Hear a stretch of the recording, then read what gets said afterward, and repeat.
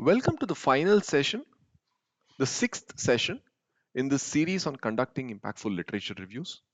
In this session, we will look at how you can create a compelling narrative when you write for a journal or a conference. The session is based on the book Academic Writing, a guide for management students and researchers, and the CAIS style guide. Now, the challenge of writing, especially academic writing, is there is this absence of instant feedback from the readers, and that makes it a little difficult in terms of writing because you're not getting feedback immediately as you write. And that, although is challenging, if you have a good sense of what the reader is expecting, if you are able to figure out the reader's expectations and you're able to meet them when you write, that could be quite effective in being able to reach out to a large number of people, cutting across the barriers of space and time. Now, if you're a scholar, a researcher, you will have to reach out to fellow scholars through papers and learned journals. So that's the way to communicate. And poor writing could end up in desk rejections typically because you're not able to communicate your ideas effectively.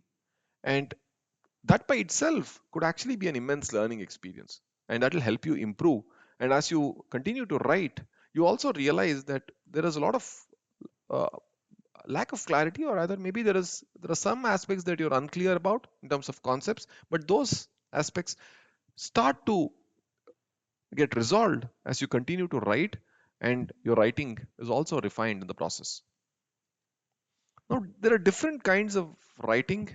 We will discuss a few of them in the subsequent slides, but what is very important to note here is if you're fluent in a particular genre of writing, it does not necessarily mean that you will be fluent in other forms of writing as well. The first of these writing styles is journalistic writing. What typically happens within journalistic writing is you're even trying to keep the casual, the non committed reader hooked on to the narrative. So you're reporting and commenting on current events typically, but you're also trying to keep pretty much the entire audience, the readers, even the non committed readers, hooked on to your writing. When you look at creative writing, that's where there is a display of passion, wit, and intuitive knowledge. You are expressing yourself, and there is a combination of experiences and imagination, and you're communicating that through the written words. But our focus is on academic writing, where you're looking at communicating scientific knowledge, and this is intended at a scholarly audience who are generally very familiar with the branch of knowledge that you are discussing or you've conducted your research in. And readers of academic writing, they expect the authors to analyze empirical data or arrive at a thesis and back it up with evidence typically, and ideas take center stage in these academic writing exercises. People are in the background, and there is not much room for personal feelings in terms of when presenting your ideas or insights. The key ingredients in terms of what goes into academic writing is the style and characteristics. Now, in terms of style, it is generally advised that you don't use some of the conversational contractions such as can't, won't, shouldn't, etc. And you're also, it's important that you steer clear of any colloquial expressions like using a buck and so on. Slangs are also not welcome in an academic writing exercise.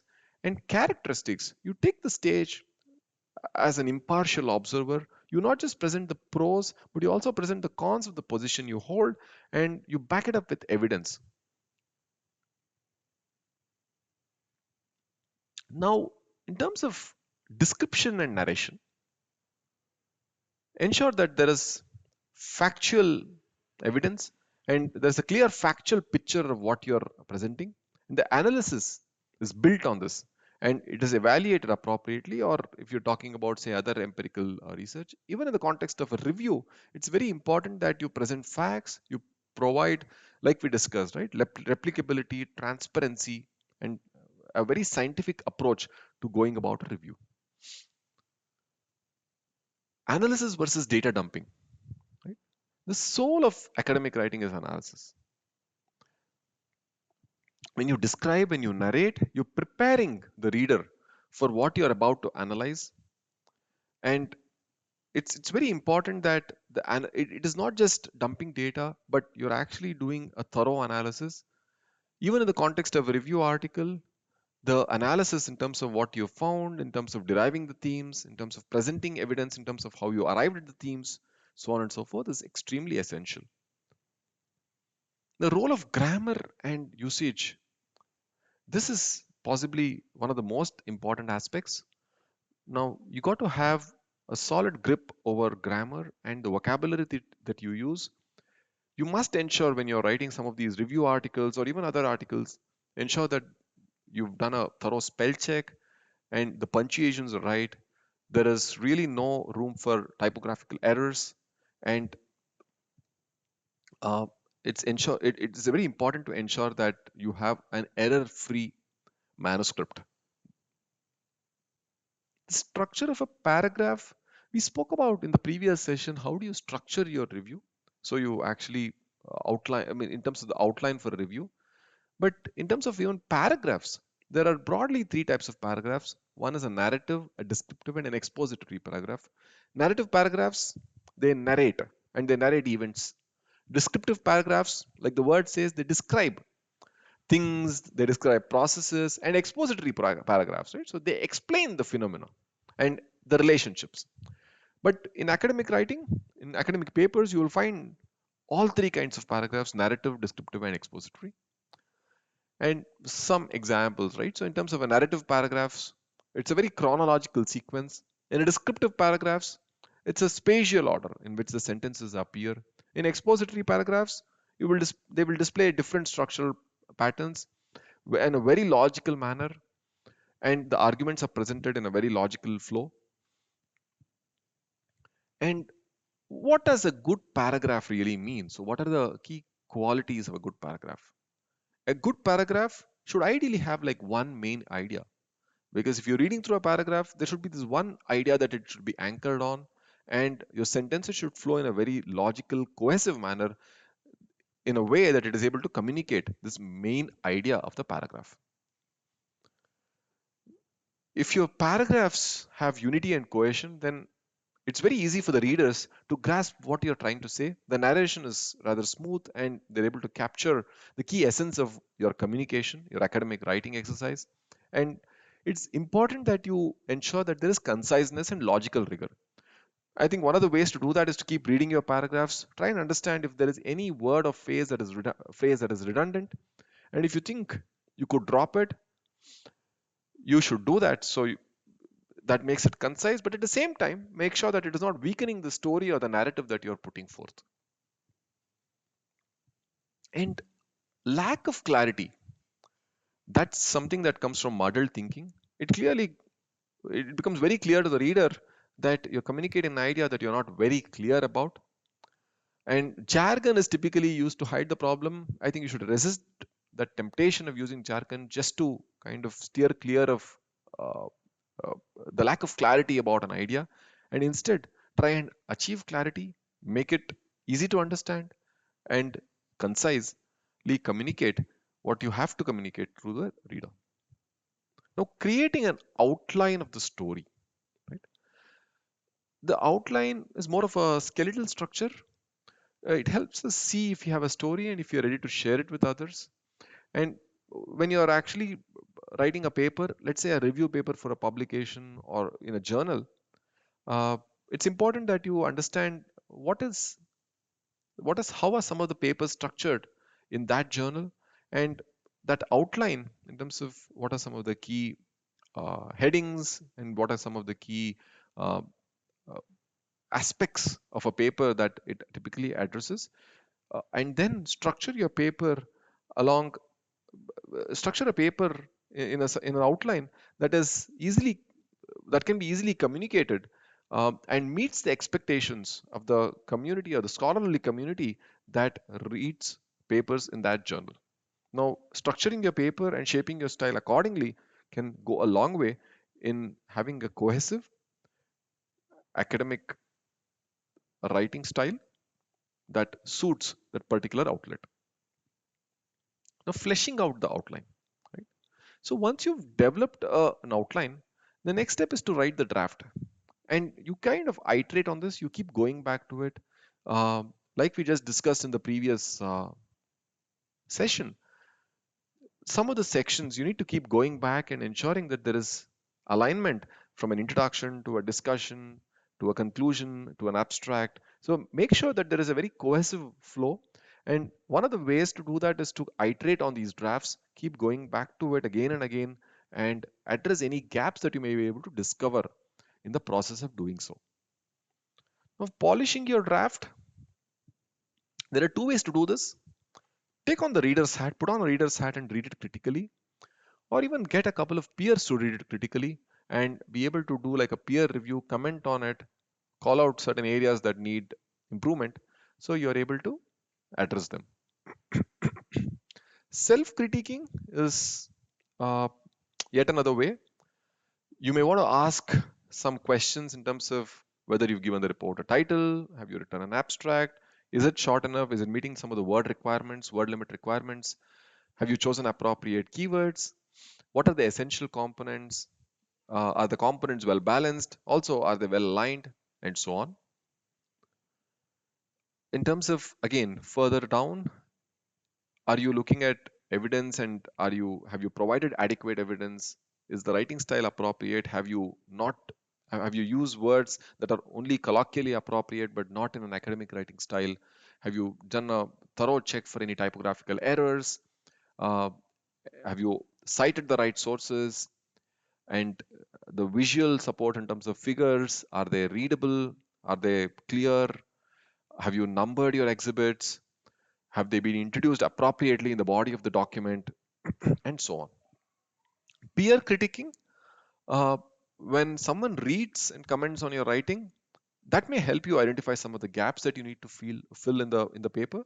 And just as you ask some of your peers to critique your documents, I think even from doing a peer review, there is a lot that you can learn, because you will start to ask the questions mentioned earlier on self-critiquing, and that helps you even refine your own writing styles.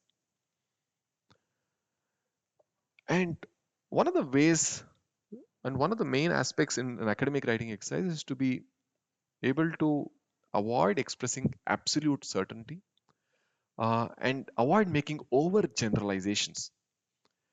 For example, it's important, for example, the devices that distance the author from a proposition, right? So you say that according to Smith 2002, or many scholars hold the view, and when you're actually finding contradictory results, you explain, and you be cautious in terms of explaining the results, in terms of saying this rather contradictory result may be due to so on and so forth. It seems possible that these results are due to.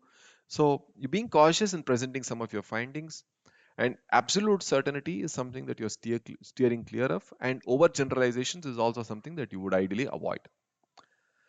Now, devices for avoiding overgeneralization. This is based on the academic phrase bank from the University of Manchester. There are some examples that this phrase bank provides. In general, in general terms, tends to attack. Some of these words helps you avoid these overgeneralizations. The world of citations, it's very important that you familiarize yourself with citations and different forms of citations that you typically will anchor your papers on, given the journal expectations, the conference expectations, and ensure that you cited meticulously and acknowledged everything that you've presented from other sources. Now, some snippets moving further in academic writing style is one of the first guiding principles is, as much as possible, use active voice. You will find an example on the right. Instead of saying was analyzed, you can talk about what you analyzed. So I analyzed, we analyzed, and so on. And using the right tense is also important. And some examples on the right actually clarify that, in terms of using the past tense or the present tense or the future tense as well. In section 1, we summarize. In table 1, we analyze, and so on. Distinguishing that and which is important in terms of grammar. Although they are synonymous, they should not be, uh, they are not synonymous, and they should not be used interchangeably. Uh, when you read some of these paragraphs, it becomes very clear as to whether you're using a that or a which. And the essential thing over here is to understand choosing to use either that or which depends on whether the information that it introduces is essential or non-essential. So based on that, bear in mind that they are not synonymous, they should not be used interchangeably, and use them based on the context. Yet another one, I mean, these are some examples of that and which, and this kind of goes back to the essential and non-essential aspects. Moving further, make it easier for the reader to understand. When you can use the word use, it's best to avoid utilize. If you can just be done with the word use. And what you see here, some exemplars in terms of correct and incorrect ways. Instead of using individuals use, if you start to use individuals utilization, that may make it a little more complex for the reader to understand. Like I said, the goal is to be able to make it easier for the reader to understand what you're narrating. Instead of saying evaluation of the capabilities, you might just want to say, for instance, to evaluate an enterprise system's capabilities. That makes it as simple as that. There's also this common mistake of using because and as interchangeably. When you want to say because, you use as. That may not be preferred, although it may have the same meaning. Because is easier to understand, so it's best to use because instead of as in a sentence. An exemplar over here will clarify that further. Capitalization is yet another thing. You the table over here clearly calls it out, where partial least squares P, L, and S are capitalized. May not be necessary. It may just in the capitalization is pretty much not necessary, and some of the correct ways to represent it is actually provided over here. In terms of numerals, use numerals for numbers over 10, except if they begin a sentence. Now, if it's starting with 20, you don't use numerals. You will actually use the, the word in itself. And in the main text, use percent, not percent or percent. In parentheses, tables, and figures, you can use percentage as a symbol. Now, parallelism, right? Uh, the correct forms and the incorrect forms. First, we define information systems. Second, we review the uh, literature. Third, we present the methodology. Incorrect would be first, we define information systems. Secondly, now you've used first and you're using secondly over here and thirdly. So that may be incorrect. The parallelism aspect is something that you need to bear in mind. And also look at what a journal uses, American English or British English, and accordingly, it's important that you format your papers and be very specific and concrete in conveying your messages, and make sure that there is a consistent spelling. Don't use a mix of American and British English, but cater to either one of them and not both. So what did we learn through this session? We looked at the different types of writing, say journalistic writing, creative, academic writing, and our focus was on academic writing. We looked at how we go about structuring a paragraph. We looked at how we create and polish the outline of an article, and we looked at some of the nuances of good academic writing. Thank you.